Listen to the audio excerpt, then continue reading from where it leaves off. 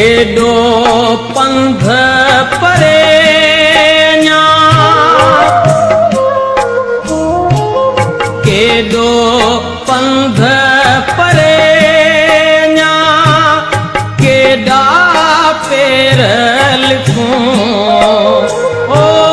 केडा पेर लिखूं गोठाण जो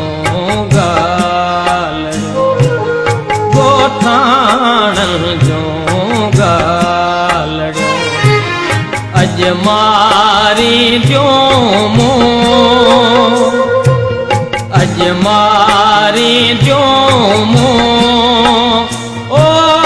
अज मारी द्योमो गोठाण जो गालड़ो गोठाण